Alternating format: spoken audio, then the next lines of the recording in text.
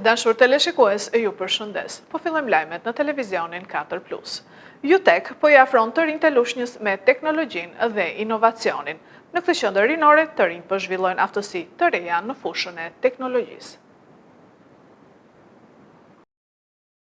Jutek, qendra rinore e teknologjisë dhe inovacionit e vendosur në ambientet e Muzeut Historik të Lushnjës, po shndërrohet në një hapësirë të rëndësishme për të rinjtë e qytetit, duke i afruar ata me teknologjinë, inovacionin dhe kreativitetin.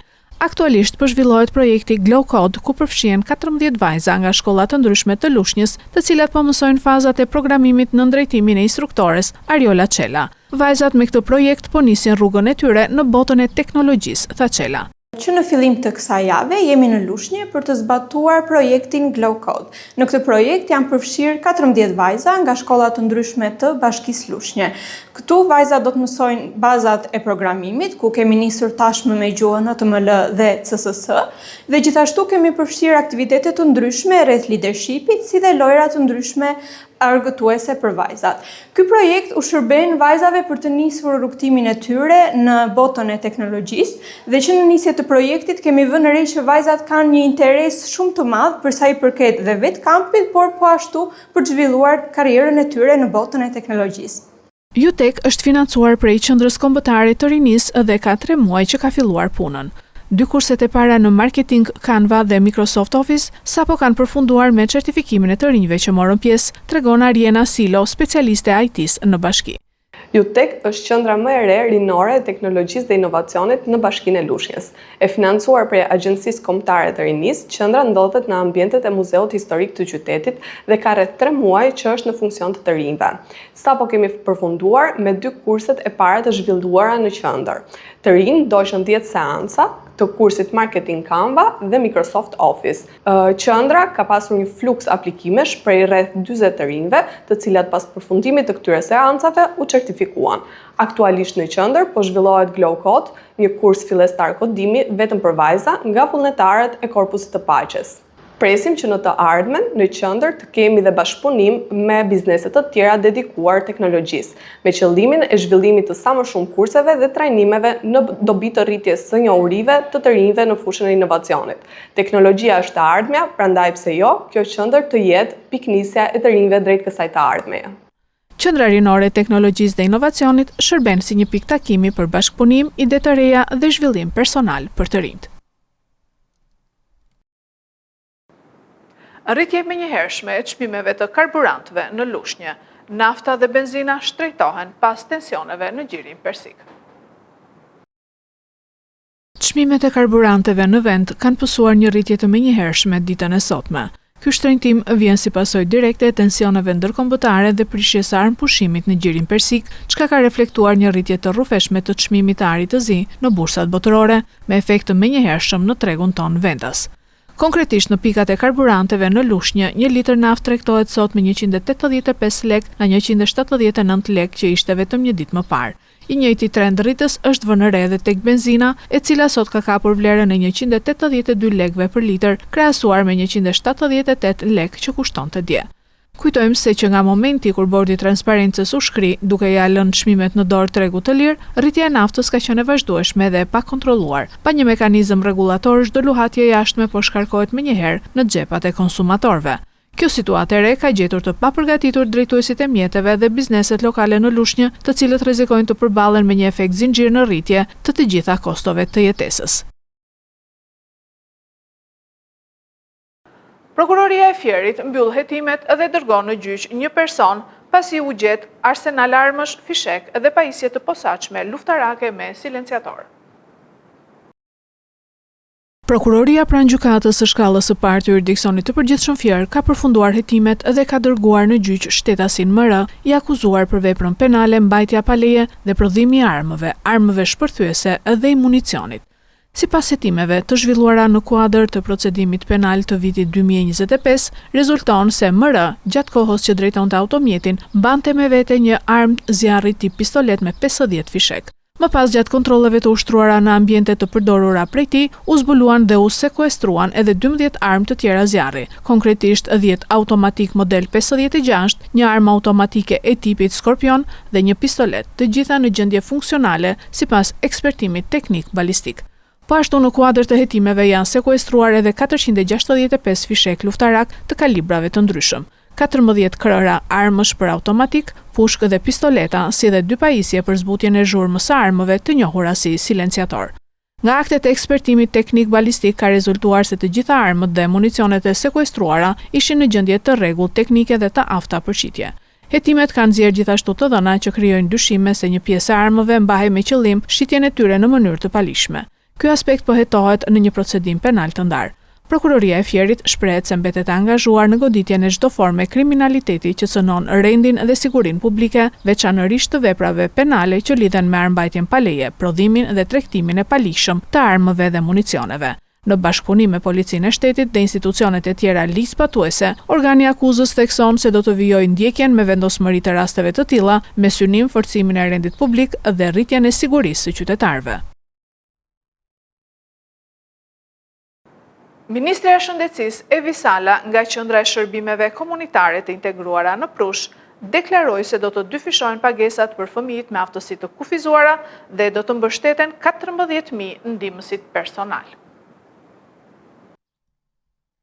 Ministrja e Shëndetësisë dhe Mirëqenies Sociale Evi Sala në një takim me prindër të fëmijëve me aftësi të kufizuara në Qendrën e Shërbimeve Komunitare të Integruara në Prush, prezantoi masat e reja të miratuara nga qeveria shqiptare në mbështetje të kësaj kategorie dhe familjeve të tyre. Gjatë bashkëbisedimit, ministrja theksoi se nga 1 korriku 2026 do të dyfishohet pagesa mujore për 11.000 fëmijë me aftësi të kufizuara, ndërsa do të njihen kontributet e sigurimeve shoqërore dhe shëndetësore për 14.000 ndihmës personal që kujdesen për fëmijë dhe të rritur me aftësi të kufizuara. Sipas saj, me aktin normativ janë siguruar fondet për zbatimin e këtyre masave. Të rinj tanë, fëmijët tanë, kanë nevojë për trajtim të specializuar dhe të individualizuar. Jam gjithashtu shumë e kënaqur që u miratua akti normativ, ku nëpërmjet këtij akti u dyfishua pagesa për 11.000 fëmijë me aftësi të kufizuar. Për herë të parë nëpërmjet këtij akti normativ, njihen kontributet shoqërore dhe shëndetësore për 14.000 kujdestar prindër, për ata që janë herojtë e fshehtë për mua, që i kanë kushtuar jetën, dashurinë, energjinë këtyre fëmijëve dhe të rinjve. Dhe kjo është pak në fakt, por është fillimi i diçkaje. Absolutisht jam falenderuese për çdo gjë, për bashkëpunimin ton.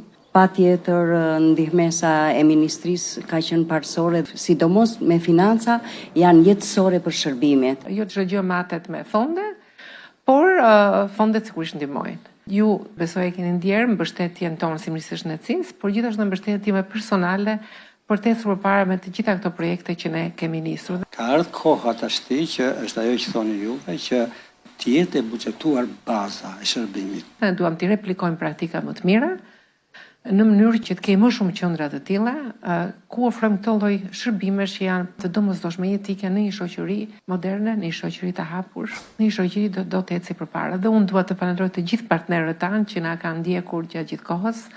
Këto rrugtime dhe këto arritje nuk bëhen vetëm, bëhen gjithmonë me partnerë, po bëhen edhe duke mbështetur nga vetë fëmijët, nga prindrit. Duhet vërtet një skuadër. Ministrja Sala vlerësoi gjithashtu modelin e Qendrës së Shërbimeve Komunitare të Integruara në Prush si një shembull të shërbimeve sociale pranë komunitetit që ndihmojnë përfshirjen, rehabilitimin dhe zhvillimin e potencialit të çdo fëmije.